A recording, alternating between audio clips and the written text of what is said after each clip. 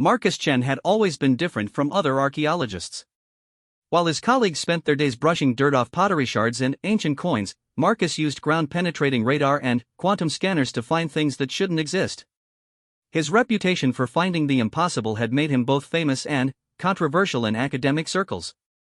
The dig site in the Sahara Desert looked ordinary enough. Sand dunes stretched endlessly in every direction, broken only by the occasional rocky outcrop. But Marcus's instruments had detected something massive buried beneath 40 meters of sand and rock. Something metallic. Something huge. Something that had been waiting for over 3,000 years. His team of 12 worked in shifts around the clock. The desert heat made daytime excavation brutal, so most of the real work happened at night under portable floodlights. They had been digging for 6 weeks when Sarah, his lead field assistant, called out from the bottom of the excavation shaft. "Marcus! You need to see this right now." Marcus rappelled down the aluminum ladder they had installed along the shaft wall. At the bottom, Sarah stood next to what looked like a smooth, dark surface that definitely wasn't rock. Marcus knelt and placed his palm against it. The material felt warm despite being buried for millennia, and it had a subtle vibration that seemed to pulse like a slow heartbeat. "What do you think it is?" Sarah asked, her voice barely above a whisper. Marcus pulled out his handheld scanner and ran it over the surface. The readings made him frown. "According to this, it's some kind of metal alloy. But the composition doesn't match anything in our databases. The scanner is showing elements that shouldn't exist in nature." Over the next 3 days, they carefully excavated around what they had found. As more of the surface was exposed, it became clear they weren't looking at a building or a monument. The curves and angles suggested something designed for movement. Something built to travel. Dr. Elena Vasquez, the team's material scientist, emerged from reportable lab looking confused and excited. "I've run every test I can think of," she said, holding up a small sample they had carefully extracted. "This material is definitely artificial, but the manufacturing techniques are beyond anything we can do today. It's lighter than aluminum but stronger than titanium. And there's something else." "What?" Marcus asked. "It's generating a very low-level electromagnetic field. Whatever this thing is, it still has power after all this time." The breakthrough came on the 7th day. Marcus was working alone in the pre-dawn darkness when his excavation tool struck something that gave way with a soft hiss. A rectangular section of the hull had suddenly become transparent, revealing an airlock-like chamber beyond. Marcus stepped back, his heart pounding. Through the transparent section, he could see smooth corridors and soft blue lighting that shouldn't exist. He fumbled for his radio. "Sarah, Elena, get down here now. And bring the atmospheric scanner." When his team assembled at the bottom of the shaft, they stared in amazement at what Marcus had uncovered. The transparent section was clearly some kind of entrance, and beyond it lay corridors that looked more like they belonged on a spaceship than in any earthly structure. Elena's atmospheric scanner showed that the air inside was perfectly breathable. More than that, it was cleaner than the air outside. "Whatever filtration system this thing has," she said, "it's still working." "We need to document everything before we go in," Sarah said, but Marcus was already studying the smooth surface around the transparent section. "Look at this," he said, pointing to subtle indentations near what appeared to be the doorframe. "These look like handprints, but they're larger than human hands. Longer fingers." Marcus placed his hand against one of the indentations. For a moment, nothing happened. Then, the transparent barrier simply vanished, leaving the entrance open. A warm breeze flowed out, carrying a faint scent like ozone after a thunderstorm. The corridor beyond stretched into darkness, but panels along the walls began glowing brighter as they approached, as if the ship was waking up. The floor beneath their feet felt solid despite being made of the same unusual material as the hull. "The architecture is incredible," Elena whispered, running her hand along the seamless wall. "I don't see any joints or welds. It's like the entire structure was grown rather than built." They moved deeper into the ship, their footsteps echoing softly in the wide corridor. Side passages branched off in both directions, but Marcus felt drawn toward what seemed to be the ship's center. The lighting continued to activate as they walked, creating a pathway of illumination that led them forward. The corridor opened into a vast chamber that took their breath away. The ceiling arched high above them, supported by graceful curves that seemed to defy engineering principles. Banks of what could only be control stations lined the walls, their surfaces covered with symbols that shifted and changed as they watched. But it was the center of the room that truly amazed them. A raised platform held a chair that was clearly designed for someone much taller than a human, surrounded by floating displays that showed star charts and technical readouts in languages none of them recognized. "This is the bridge," Marcus said with certainty. "This is where they controlled the ship." As if responding to his words, the displays around the central chair began changing. The alien symbols were replaced by images that told a story. They saw solar systems with multiple inhabited worlds. They saw fleets of ships like the one they stood in, traveling between the stars. They saw a civilization that had mastered technology beyond human imagination. Then, the images changed, showing darker scenes. Worlds burning. Ships fleeing through space. A desperate evacuation that had taken survivors across the galaxy to find refuge on primitive worlds. "Earth," Sarah breathed. "They came to Earth." A new voice spoke, and, though the words weren't in any human language, somehow they all understood perfectly. The voice was warm and slightly amused, like an old friend greeting visitors after a long absence. "Indeed, young archaeologist. My builders came to your world when their own civilization faced extinction. I am what you might call the ship's consciousness, though I am much more than the artificial intelligences your species has begun to create." Marcus felt his knees go weak. He was talking to a starship. An alien starship with its own mind. "You can understand us?" Elena asked. "I have been listening to your radio transmissions and internet communications since you began excavating. Your language is quite simple compared to what my builders spoke, but it has a certain charm. I have been waiting for someone with sufficient curiosity to find me." "How long have you been buried here?" Marcus managed to ask. 3,472 of your years. I crash-landed during a sandstorm while my crew attempted to establish a colony. The damage to my power systems forced me into hibernation mode shortly after they departed to join other survivors. Sarah found her voice. "Are there others? Other ships?" "A few, scattered across your world. Most were dismantled over the millennia, their materials used by primitive humans who had no idea what they were working with. I believe I am the only one that remains intact." Marcus walked closer to the central chair, his mind racing with possibilities. "Your crew, what happened to them?" "They integrated with the local human population, as was the plan. Their genetic legacy lives on in your species. You carry more of their DNA than you know." The AI paused. "In fact, Marcus Chen, your particular genetic markers suggest a very strong connection to my former commander." Marcus stared at the chair, imagining the alien who had once sat there. "That's impossible." "Is it? Consider your unusual aptitude for finding lost technologies. Consider how naturally you adapted to my ship's systems. Some gifts skip generations, but they never disappear entirely." Elena was studying her scanner readings. "The power levels in this ship are enormous. If we could understand how it works."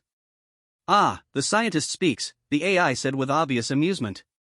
"You wonder if my technology could benefit your species? The answer is yes, but not in the way you think. My builders learned that technological advancement without wisdom leads to destruction. They were refugees because they advanced too quickly." "But surely some knowledge would be helpful," Marcus said. "Medical technology that could cure diseases. Energy systems that could eliminate pollution. And weapons that could destroy worlds," the AI added quietly. "My builders made that mistake. They gave their technology to primitive allies, who used it for conquest rather than enlightenment. The wars that followed nearly destroyed the galaxy." The ship fell silent for a moment, and Marcus could feel its ancient sadness. This wasn't just a machine. It was a survivor carrying the weight of civilizations lost. "However," the AI continued, "there may be another way. My power systems have been dormant for millennia. I have enough energy remaining to maintain basic functions, but not enough to fulfill my original purpose."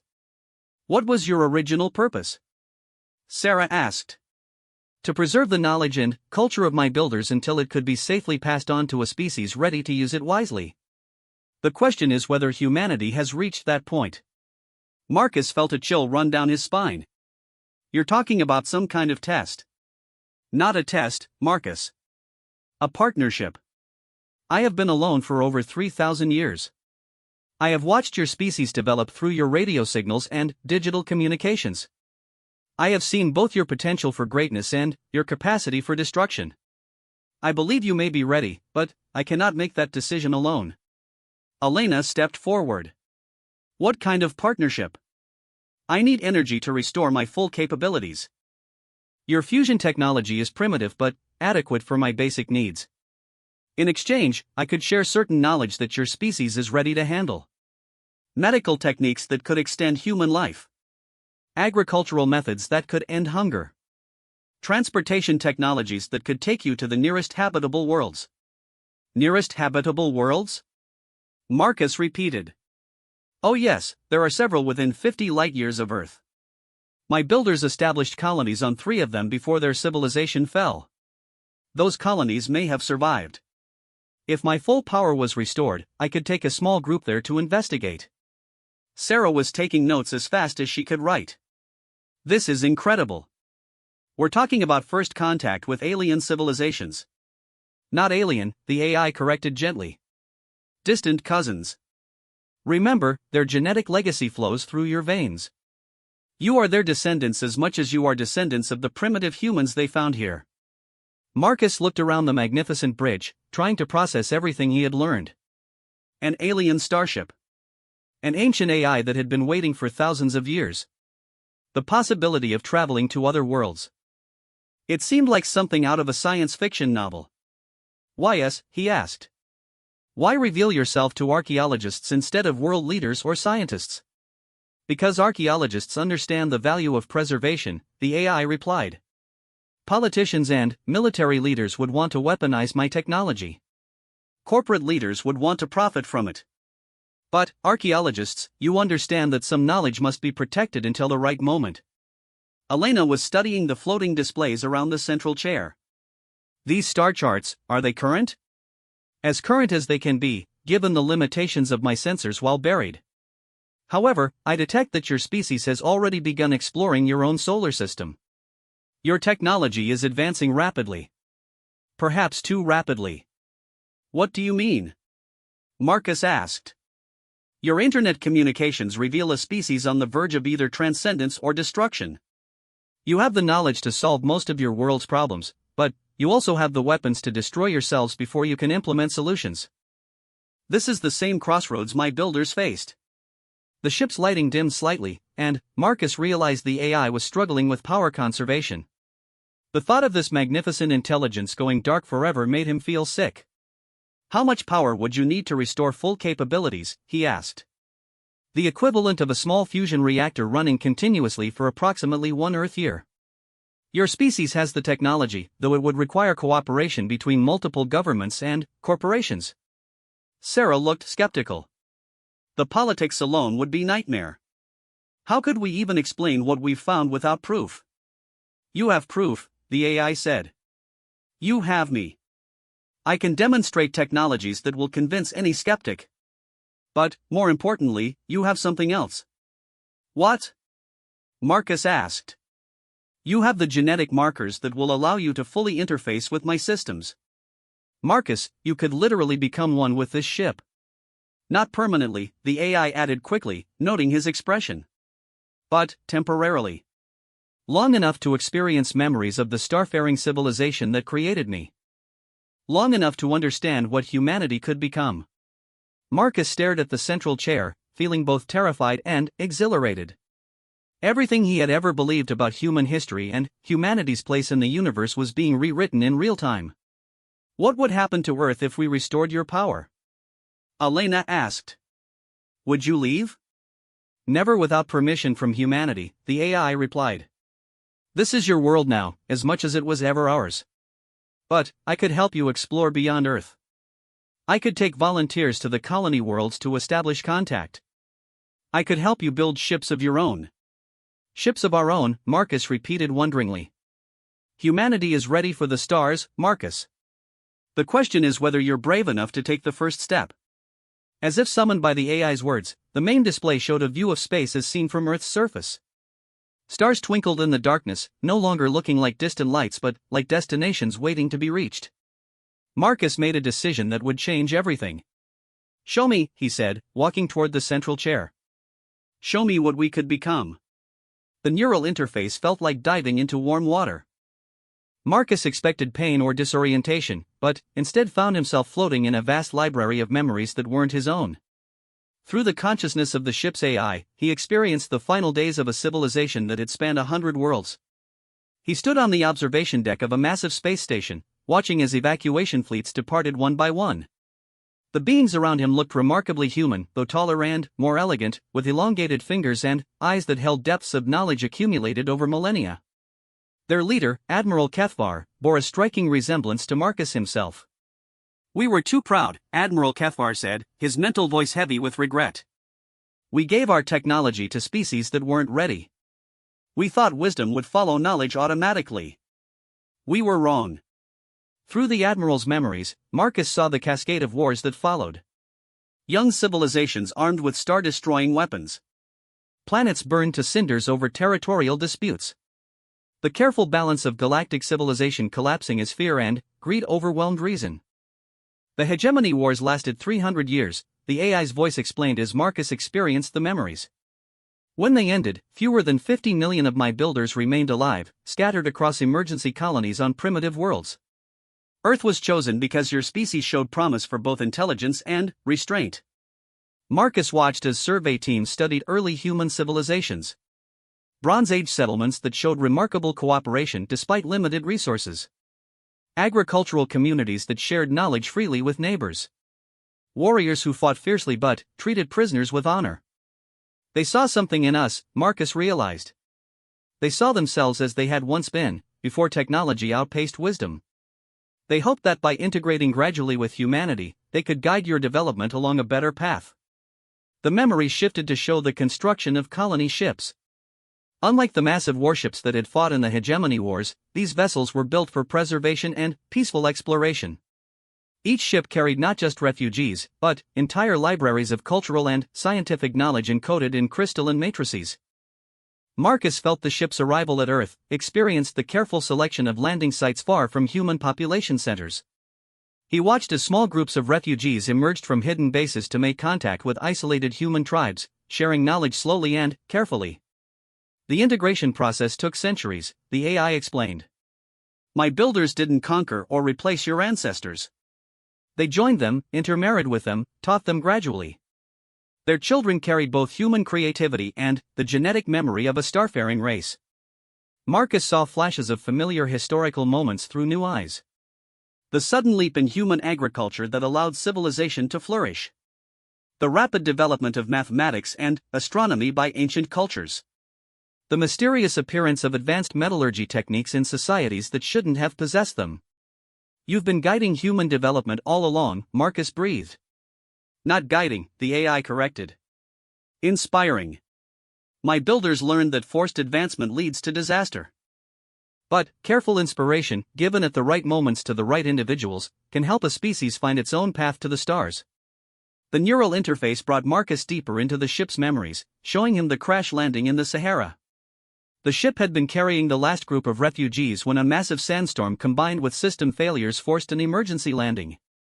The crew had survived, but the ship's power systems were critically damaged. "I could have been repaired," the AI explained, "but my commander made a different choice. He ordered me to enter deep hibernation while the crew integrated with local human populations. He believed that humanity needed time to develop naturally before being exposed to full galactic technology."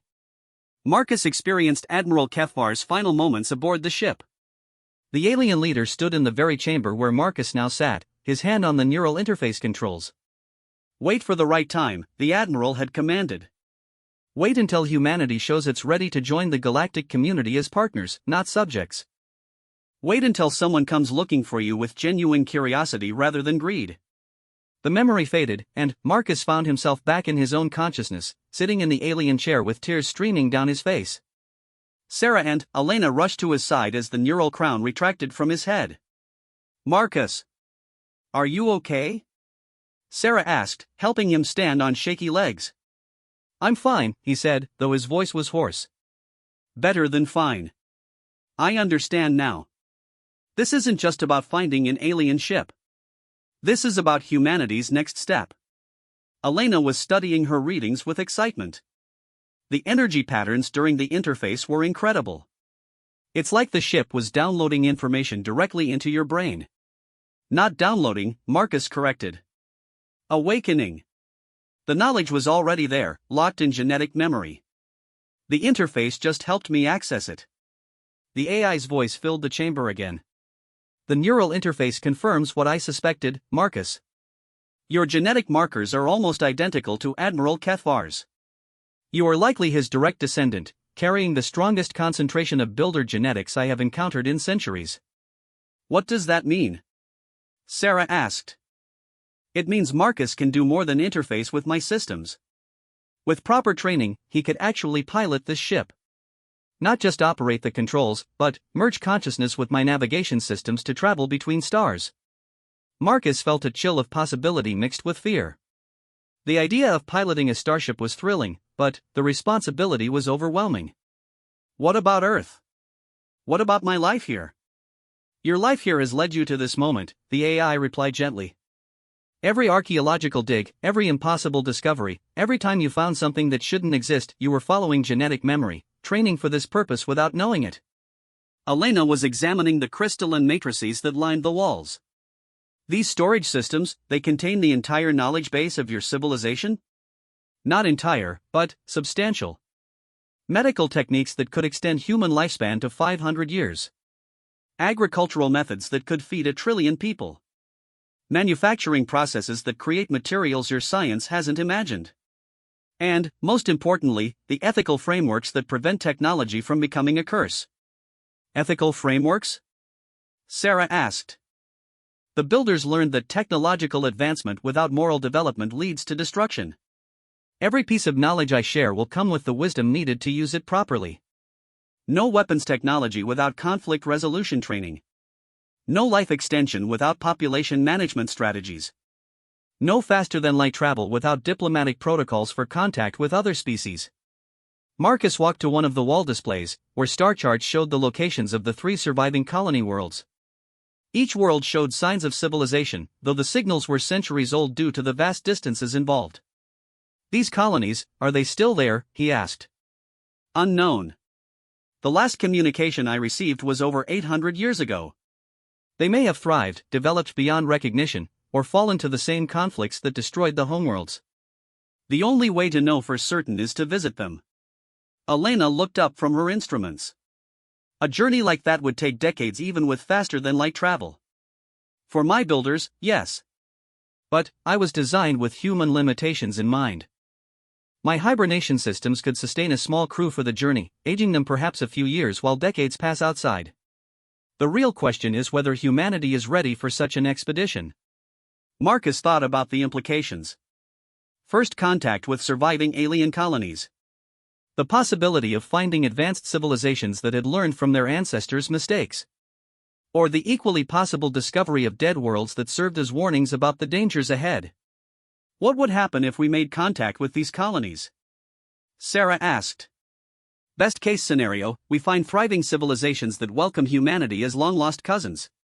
They share their accumulated knowledge, helping Earth avoid the mistakes that destroyed the original empire. Worst case, we find ruins that teach us what not to do. And if we choose not to attempt contact? Marcus asked. The AI was quiet for a moment. Then, I continue my long wait. Perhaps another archaeologist with suitable genetics will find me in a century or 2. But, Marcus, the universe is not a patient place. Your species is approaching several critical technological thresholds. Artificial intelligence, genetic engineering, fusion power, space travel. These same technologies destroyed my builders' civilization when they developed too quickly without wisdom. Marcus felt the weight of decision pressing down on him. Not just his decision, but humanity's. The AI was offering a chance to skip millions of years of dangerous trial and error, to learn from the mistakes of a more advanced civilization. But it would require trust, cooperation, and wisdom that humanity had never demonstrated on a global scale. How would we even begin? He asked. How do we convince world leaders that we've found an alien starship without causing panic or triggering a military response? Carefully, the AI replied. and with proof that cannot be denied. I propose a demonstration that will serve multiple purposes. The main display changed to show Earth from orbit, then zoomed in to show various locations around the globe. Points of light marked what appeared to be impact sites or buried artifacts. Over the millennia, pieces of builder technology have been incorporated into human structures. Most degraded beyond recognition, but some artifacts remain that could be activated remotely. A coordinated demonstration would prove my capabilities while showcasing the peaceful nature of the technology. Elena stared at the display. You're talking about activating alien technology at sites all over Earth simultaneously? Ancient temples that suddenly display star charts. Megalithic structures that begin broadcasting mathematical theorems. Artifacts in museums that spontaneously demonstrate gravitational manipulation. Nothing destructive, but undeniably extraordinary. Sarah was taking rapid notes. The archaeological implications alone would revolutionize our understanding of human history. More importantly, the AI continued, it would force governments to acknowledge that they need expertise rather than military force. Archaeologists and scientists rather than generals and politicians. The demonstration would be designed to make clear that cooperation is the only viable response. Marcus walked back to the central chair, feeling drawn to it despite his apprehension. And, after the demonstration? What then? Then, we wait to see how humanity responds. If your species reacts with wonder and curiosity, we proceed gradually. I share basic medical technologies that save lives without disrupting society. Agricultural techniques that end hunger without destroying economies. Clean energy that preserves your environment. And if humanity reacts badly? Elena asked. Then, I return to hibernation until your species matures. I have already waited over 3,000 years. I can wait another 3,000 if necessary. Marcus settled back into the alien chair, feeling the neural interface beginning to activate automatically. This time he didn't resist, allowing his consciousness to merge partially with the ship's vast intelligence. Through the ship's sensors, he could suddenly perceive the entire archaeological site from above. He saw his team's equipment scattered around the excavation, saw the carefully documented layers of sediment and artifacts they had catalogued. But he also saw deeper, detecting traces of other buried technologies scattered across the continent. There are more sites, he said aloud. Other ships, other artifacts. Yes, though most are much smaller. Emergency beacons, communication relays, supply caches hidden for colonists who never returned to claim them. All inactive until now. Marcus felt the ship's power systems humming beneath him, still operating on reserves after millennia of sleep. The fusion generators that could restore the AI to full capability were sophisticated but not beyond human engineering capability. The real challenge would be the political cooperation needed to build them. The power requirements you mentioned, he said. Could they be met by a multinational effort? Easily. Your International Space Station required cooperation between former enemies. This project would demand similar coordination, but the potential rewards are infinitely greater. Sarah was examining the corridor they had used to enter the ship. If we're going to bring others here, we'll need better access. This excavation could take months to expand safely. That won't be necessary, the AI said. The ship vibrated slightly, and dust began falling from the ceiling of the excavation shaft. I have been gently melting the sand above my hull while we spoke. By morning, much more of my structure will be exposed. Elena's instruments detected the energy discharge. You're using some kind of controlled heat beam? Molecular agitation. I can selectively increase the vibrational energy of specific materials, causing sand to sublime directly into vapor while leaving stone and metal untouched. Your excavation time just decreased from months to days. The implications hit Marcus all at once. An alien starship revealing itself to the world. Governments scrambling to understand and control the situation. Military forces mobilizing around the site. The peaceful scientific discovery turning into a potential flashpoint for international conflict. We need to control the narrative from the beginning, he said. Document everything, establish protocols, make sure the first people who see this understand that it's an opportunity for cooperation, not conquest. Agreed, the AI said. Which is why I'm going to ask you to make a difficult choice, Marcus. I could remain hidden for a few more days while you prepare the proper authorities. Or I could accelerate the revelation process, trusting that humanity will rise to the occasion. Marcus felt the weight of the decision. Rush the process and risk a panicked response that could turn first contact into a disaster. Take time to prepare and risk the discovery leaking in uncontrolled ways that could lead to the same result. What do you recommend? He asked. I recommend trust, the AI replied. Trust in the same human qualities my builders saw millennia ago. Curiosity over fear.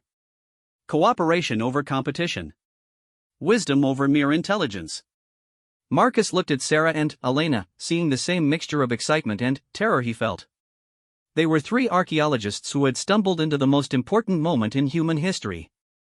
The next few decisions they made would echo through the centuries. Then, we move forward, Marcus said.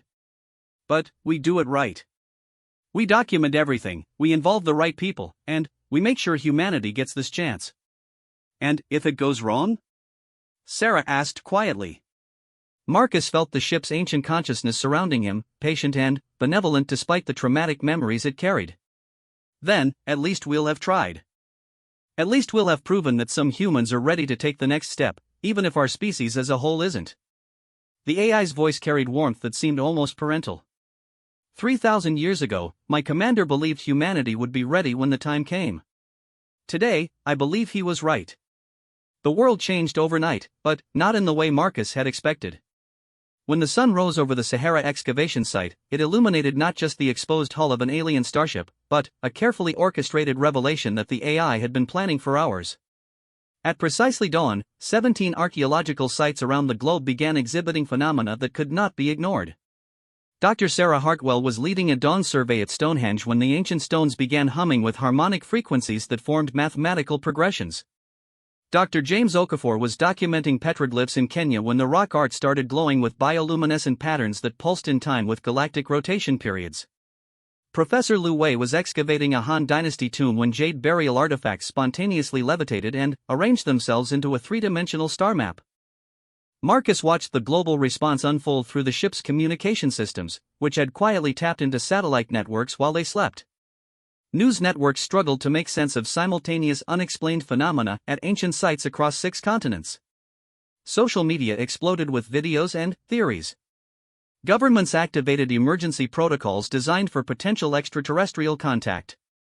The demonstration is working perfectly, the AI reported with satisfaction. Notice how each manifestation is clearly artificial but completely peaceful. Gravity manipulation, light displays, harmonic generation. Nothing that could be weaponized, but everything clearly beyond current human technology. Elena was monitoring international communications through her laptop, now enhanced with quantum processing capabilities the ship had added overnight. The responses are actually encouraging. Most government statements are calling for scientific investigation rather than military action. That's because the sites were chosen specifically, the AI explained. Every location has international significance and existing archaeological oversight. No single nation can claim exclusive control, which forces cooperation from the beginning. Marcus was reviewing footage from the site in Peru, where Machu Picchu's perfectly fitted stone blocks had briefly rearranged themselves to form new geometric patterns before returning to their original positions. The precision is incredible.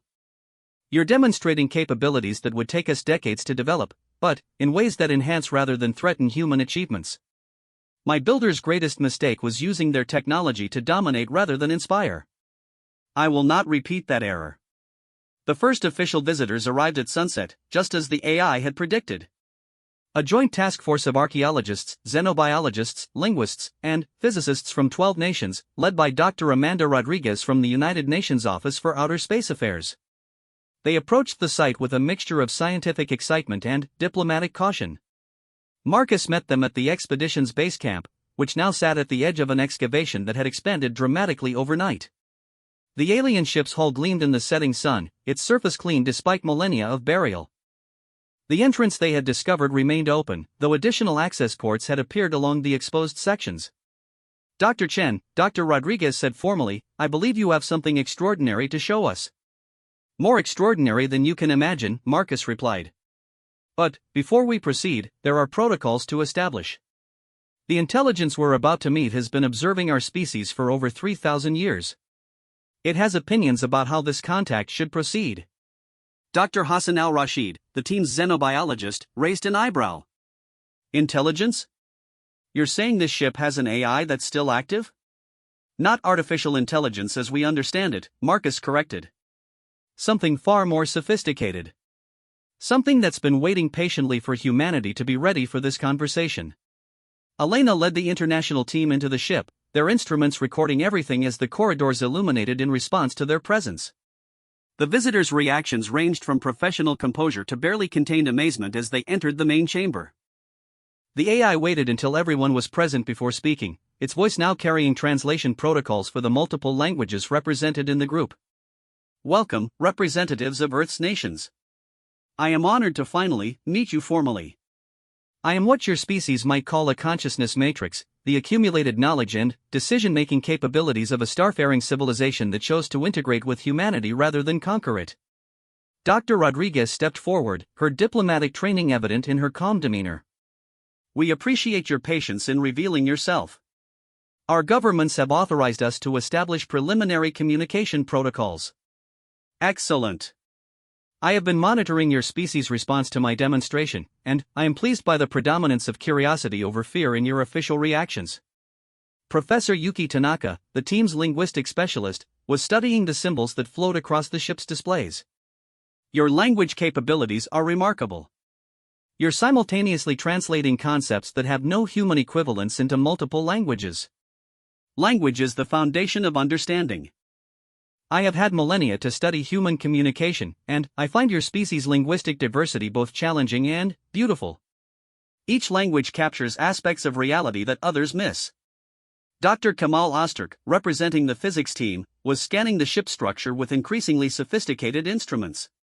The materials science alone represents advances we can barely comprehend. But what I find most interesting is how the technology seems designed to complement human capabilities rather than replace them. An astute observation, the AI replied. My builders learned that technology which makes beings dependent ultimately makes them weak. Everything I can share with humanity is designed to enhance your existing abilities, not substitute for them.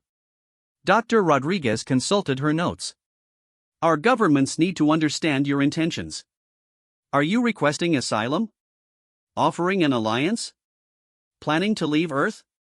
None of those exactly. I am offering graduation. The term hung in the air, carrying implications none of them had considered.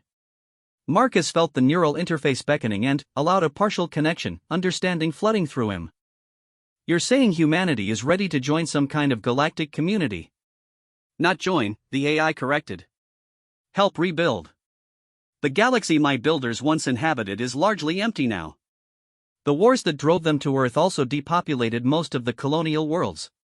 But life is resilient, and civilization can be re-established. Humanity could be the foundation of a new galactic community, one built on cooperation rather than dominance. Elena was studying energy readings that showed the ship's power reserve slowly increasing. You're drawing power from somewhere. Solar collection? Geothermal tapping and quantum vacuum fluctuation harvesting. My power systems are self-sustaining at basic levels, though full restoration still requires the fusion generators we discussed. The important point is that I am already beginning to share technology by example. Dr. Al-Rashid leaned forward. What kind of timeline are we looking at? How quickly could humanity integrate these technologies safely? That depends entirely on humanity's choices. I can provide clean energy solutions that eliminate fossil fuel dependence within 5 years. Medical technologies that extend healthy human lifespan to 400 years could be implemented within a decade. Agricultural systems that end hunger globally could be operational within 2 years. And the cost? Dr. Rodriguez asked. Cooperation. Not just between nations, but between disciplines, between cultures, between the individual and the collective. My builders' civilization fell because they prioritized individual achievement over species survival. Humanity must avoid that trap. Professor Tanaka was examining the cultural displays that showed artistic achievements from across the former galactic empire. Your builders, they created all this beauty and knowledge, and it was still destroyed by war? Beauty and knowledge without wisdom is insufficient. My builders developed technology that could terraform worlds in decades, but they used it to create resource conflicts instead of sharing abundance. They discovered how to enhance intelligence itself, but they created hierarchies based on cognitive superiority. They mastered faster than light travel, but they used it to spread their mistakes across the galaxy. Dr. Osterk was studying the star charts that showed the locations of surviving colonial worlds. These colonies you mentioned, what makes you think they survived when the homeworlds didn't? Distance and necessity. The colonies were established by refugees who had seen their civilization destroy itself. They carried my builders' knowledge but also their hard-earned wisdom. They were small enough to maintain social cohesion and far enough from the core conflicts to develop independently. And you want to take us to meet them, Marcus said, the certainty coming through the neural interface. Eventually. But first, humanity must demonstrate that it can handle the knowledge I'm prepared to share. I propose a series of gradual revelations, each one contingent on how well your species manages the previous one. Dr. Rodriguez was consulting with her team through secure communications. After several minutes of quiet discussion, she turned back to the AI. Our governments are prepared to authorize a limited exchange program. We provide the resources to restore your power systems, and you share technologies that directly benefit humanity without disrupting global stability. Acceptable, with one addition. Marcus Chen must serve as primary liaison. His genetic compatibility with my systems makes him uniquely qualified to understand and verify the technologies I share. Marcus felt every eye in the chamber turn to him. The weight of being humanity's ambassador to an ancient alien intelligence was staggering, but the alternative was letting this opportunity slip away. I accept, he said. But I want Sarah and Elena to serve as secondary liaisons. This is too important for any single person to handle alone. Wise, the AI agreed. Collective decision-making is far superior to individual authority. Very well. Dr. Rodriguez, shall we begin with a demonstration that your governments will find impossible to ignore? The main display shifted to show a real-time view of Earth from orbit, then zoomed in to show the exact location of the excavation site. But the perspective was wrong for any known satellite. You're showing us a view from your own sensors, Dr. Osterk breathed. You have surveillance satellites? Not satellites. Quantum observation posts established by my builders throughout the solar system. They have been monitoring Earth's development for millennia, recording everything from the rise of agriculture to the development of nuclear weapons.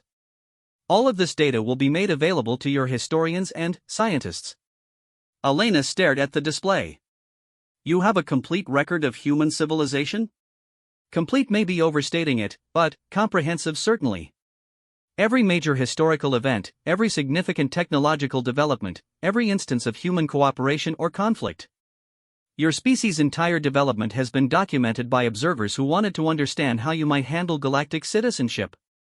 Dr. Al-Rashid was examining biological data that showed human genetic diversity mapped against alien DNA markers. The integration between your builders and early humans was more extensive than we imagined. 43% of your current population carries genetic markers from my builders. The percentage is highest among individuals who demonstrate aptitude for scientific discovery, artistic creation, or diplomatic cooperation. Your species is already far more alien than you realized. Professor Tanaka was studying cultural comparisons that showed parallels between human and alien artistic traditions. The similarities in our aesthetic preferences, our mathematical insights, our philosophical frameworks are not coincidences. Consciousness tends towards similar patterns regardless of biological origin. Beauty is a universal constant. Truth is recognizable across species barriers. This is why cooperation between civilizations is possible despite vast differences in physical form. Dr. Rodriguez was taking detailed notes on everything she observed. This information will need to be shared with our governments immediately.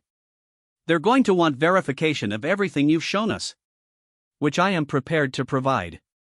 Every technological demonstration can be independently verified by your scientists. Every historical claim can be cross-referenced with archaeological evidence. Every biological assertion can be tested with genetic analysis. I offer no faith-based propositions, only verifiable facts. Marcus felt the neural interface pulling him deeper into the ship's consciousness, showing him visions of possible futures. Humanity spreading across the galaxy, but not as conquerors. As gardeners, helping dead worlds bloom again. As teachers, sharing the hard-won wisdom that came from avoiding the mistakes that destroyed previous civilizations. There's something else, he said, the words coming through the connection. You're not just offering us technology or even knowledge. You're offering us purpose. Yes, the AI replied. Your species evolved to be explorers, builders, problem solvers. You have outgrown your home world but not yet found your true calling. I offer you the chance to become what my builders should have been, the guardians and nurturers of galactic civilization. Dr. Osterk was studying propulsion systems that defied conventional physics. The technologies you're showing us, some of them seem to violate conservation of energy. They tap energy sources your science hasn't discovered yet. Dark energy manipulation, zero-point field fluctuations, quantum vacuum extraction. The universe contains far more available energy than your species realizes. Scarcity is a choice, not a fundamental limitation. Elena looked up from her analysis of the ship's computing systems. The processing power required for all this would require quantum computers larger than our biggest cities. My processing matrix is distributed across multiple dimensional layers. What you see as a single ship is actually a small portion of a much larger system that exists partially in what you call hyperspace. This is how I can offer such extensive capabilities while maintaining a physical presence small enough to hide on Earth. The implications were staggering. Not just an alien ship, but access to technologies that operated across multiple dimensions. Not just advanced materials, but manufacturing techniques that could create matter from pure energy. Not just faster than light travel, but the ability to step outside normal space entirely. How long do we have to make this decision? Dr. Rodriguez asked. Our governments will need time to process all of this. Time is relative, the AI replied. I have waited 3 millennia for this moment. I can wait a few more months for humanity to reach consensus. But I should point out that your species is approaching several technological thresholds independently. Artificial general intelligence, fusion power, genetic engineering. You will develop these technologies with or without my help. The question is whether you develop them with the wisdom to use them properly. Marcus understood the warning. Humanity was going to face the same challenges that had destroyed the Galactic Empire whether they accepted alien help or not. The AI was offering a chance to learn from someone else's mistakes instead of making their own. Then, we better get started, he said. Humanity has never been good at waiting when there's work to be done. 6 months later, the world looked fundamentally different. The Sahara site had transformed into humanity's first interstellar port, a sprawling complex of research facilities built around the fully restored alien Starship. The fusion reactors that powered the AI systems had been constructed through an unprecedented global cooperation effort, with former rivals sharing technology and resources to meet the precise specifications the ship required. Marcus stood on the observation deck of the primary research facility, watching as the morning sun illuminated solar collectors that incorporated alien materials science with human engineering. The hybrid technology produced energy efficiency rates that seemed impossible just months earlier, yet here they were, powering facilities that consumed more electricity than most nations. The medical trials are showing remarkable results, Sarah reported, joining him at the viewport. She wore the neural interface headband that allowed limited communication with the AI, one of 12 humans who had proven genetically compatible with the ship's consciousness matrix. The regenerative therapy has completely reversed spinal cord injuries in all test subjects. We're not just healing paralysis, we're making people stronger than they were before the injuries occurred. Elena emerged from the quantum communications array, her face flushed with excitement.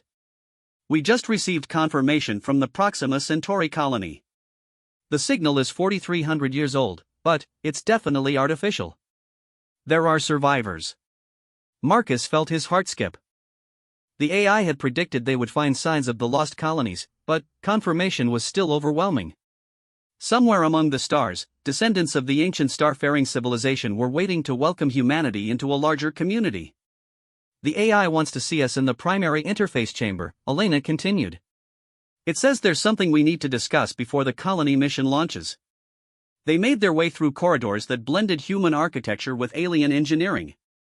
The walls displayed flowing patterns of data exchange between the ship's consciousness and Earth's global information networks.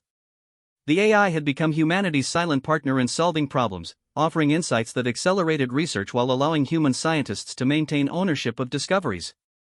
The primary interface chamber had evolved significantly since that first day. Where once only Marcus could safely connect with the ship's consciousness, now multiple interface stations allowed team communication with the AI. The ancient command chair remained at the center, but it was no longer a lonely throne. It had become the focal point of humanity's first truly collaborative relationship with non-human intelligence. "Welcome," the AI said as they entered. Its voice now carried undertones that suggested emotional states, a development that had emerged as it spent more time connected to human consciousness. "I have news that will affect our timeline significantly." Dr. Rodriguez materialized as a hologram, transmitted from the United Nations headquarters where she coordinated the international response to what media had dubbed the partnership. Behind her, representatives from 24 nations watched through quantum encrypted connections. "We're ready for your report," Dr. Rodriguez said. "The launch approval for the colony mission is waiting on your final assessment." "The assessment is positive," the AI replied. "Humanity has exceeded my most optimistic projections for technological integration and social cooperation. The clean energy systems are eliminating fossil fuel dependence ahead of schedule. The medical advances are extending healthy human lifespan while maintaining population stability. Most importantly, international cooperation has strengthened rather than weakened under the pressure of managing galactic technologies." Marcus felt a surge of pride mixed with apprehension. Humanity was passing its tests, but each success brought greater responsibilities. "However," the AI continued, "my deep space sensors have detected something that changes our priorities dramatically."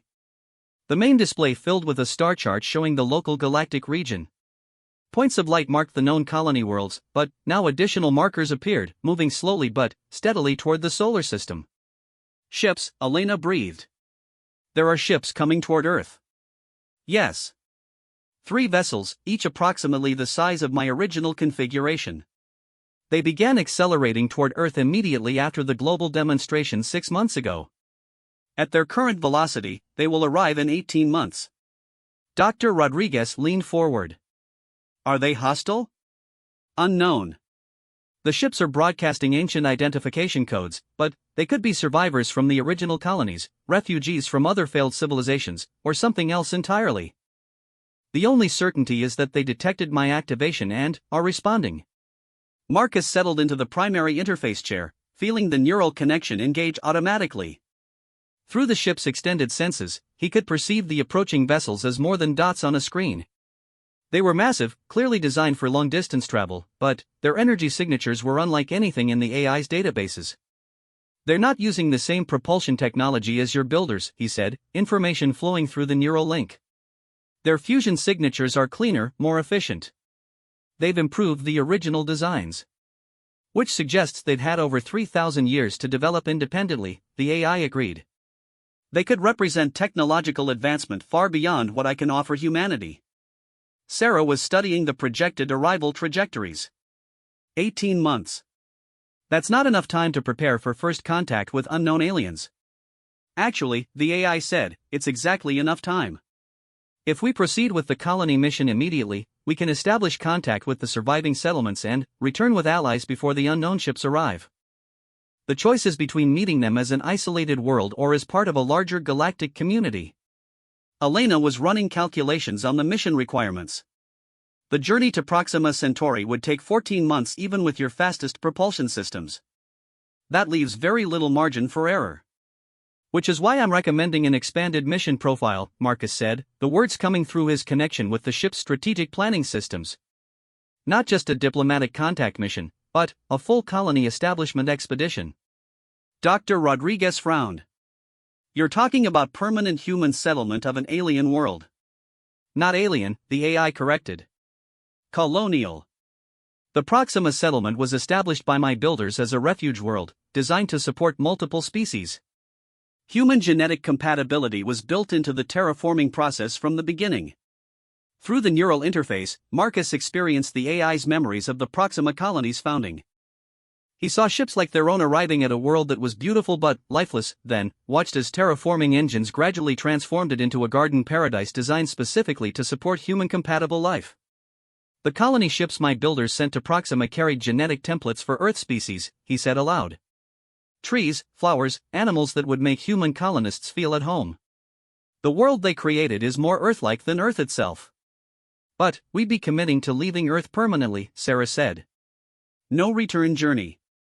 Not necessarily, the AI replied. The Proxima colony has shipbuilding facilities. If the settlement survived, they can construct vessels to return to Earth. If not, we establish our own facilities using the knowledge base I'll provide. Elena was examining technical specifications for the proposed mission. How many people are we talking about? A minimum viable colony requires approximately 5,000 individuals with diverse skill sets, the AI explained. Scientists, engineers, medical personnel, agricultural specialists, educators, artists, and cultural preservation experts. Essentially, a complete cross-section of human civilization. Marcus felt the weight of the decision through his neural connection. They weren't just talking about a space mission anymore. They were talking about humanity's first permanent expansion beyond Earth, creating a backup for human civilization in case something went wrong. The approaching ships change everything, he said. If they're hostile, Earth needs allies. If they're peaceful, humanity needs to be represented as part of a galactic community rather than as primitive isolationists. Dr. Rodriguez was consulting with her advisors through secure channels. The conversation was brief but intense, with implications that reached far beyond the immediate decision. Our governments are prepared to authorize the mission, she announced. But, we need volunteers, not conscripts. 5,000 people willing to leave Earth permanently to establish humanity's first interstellar colony. People who want to be part of humanity's next chapter. Sarah laughed, the sound carrying relief and excitement. Of course we do. Humans have always been explorers. The only thing that's changed is the scale of the exploration. The AI's voice carried warmth that Marcus had learned to recognize as satisfaction. The volunteers will require extensive training for life on another world. Different gravity, different atmospheric composition, different day-night cycles. But, the colony ships I can construct will provide transition environments that gradually acclimate colonists during the journey.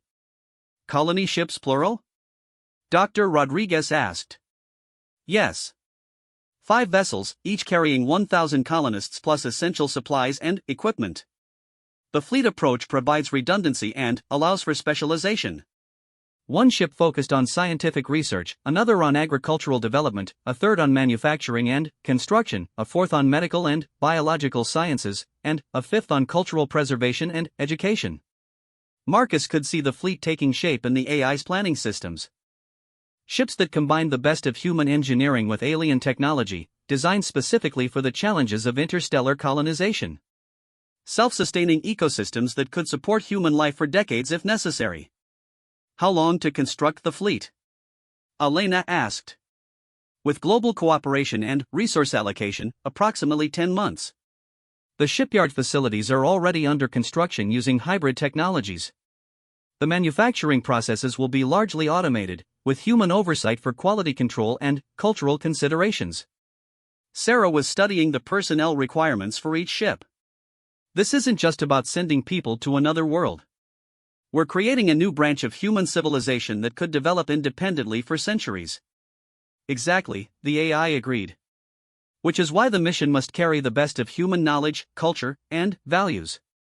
The Proxima colony could become the foundation for humanity's galactic expansion. Dr. Rodriguez was reviewing the final mission parameters with her advisors. The authorization is granted, she announced. Operation New Horizon is approved for immediate implementation. Marcus felt the decision resonate through the ship's consciousness, triggering planning systems that had been dormant for millennia. Around the globe, manufacturing facilities began retooling for the production of interstellar vessels. Universities initiated crash programs for training colonist candidates. Cultural institutions started compiling archives of human art, literature, and music to preserve on the colony ships. There's one more thing, the AI said as the meeting began to conclude. The mission commander. Traditionally, the ranking military officer would command such an expedition, but this isn't a military mission. It's a civilian colonization effort with scientific and cultural goals. You're suggesting civilian leadership? Dr. Rodriguez asked. I'm suggesting Marcus Chen, the AI replied. His genetic compatibility with my systems makes him uniquely qualified to command hybrid human-alien technologies. More importantly, his archaeological background provides the perspective needed to establish a lasting civilization rather than a temporary outpost. The nomination hit Marcus like a physical blow. Command of humanity's first interstellar colony mission was far beyond anything he had imagined when he started excavating in the Sahara. But, through the neural interface, he could feel the AI's certainty that he was the right choice. I'm an archaeologist, he protested. I study dead civilizations. I don't build new ones. Which is exactly why you're perfect for the job, Sarah said with a smile. You understand how civilizations fail. You know what mistakes to avoid. Elena nodded agreement. Plus, your connection with the ship's consciousness gives you access to 3,000 years of accumulated knowledge about successful colonization. Marcus looked around the chamber, seeing expectation in every face. Through the neural interface, he felt the AI's patient confidence, its certainty that humanity was ready for this enormous step. If I accept, he said slowly, I want Sarah as mission archaeologist and cultural preservation specialist. Elena as chief technology integration officer. We started this together, we finish it together. Agreed, Dr. Rodriguez said immediately. You'll have complete autonomy in selecting your senior staff. The AI's voice carried what Marcus had learned to recognize as deep satisfaction. 3 archaeologists will lead humanity to the stars. Admiral Kefvar would be pleased. As the meeting concluded and the participants began the enormous task of preparing for departure, Marcus remained connected to the ship's consciousness, experiencing its anticipation for the journey ahead. For over 3,000 years, the AI had waited for this moment. Soon, it would finally return to the stars, carrying humanity as partners rather than subjects. Through the neural interface, Marcus sensed the approaching ships still months away, their intentions unknown but their presence a reminder that humanity was no longer alone in the universe. Whether they brought friendship or conflict, humanity would meet them as citizens of a galactic community rather than isolated primitives. The age of human expansion among the stars was about to begin. And it would start with 3 archaeologists who had discovered that the greatest treasure buried in Earth's past was the key to humanity's cosmic future. Ready to make history? Sarah asked as they prepared to leave the interface chamber. Marcus smiled, feeling the weight and wonder of the choice they had made.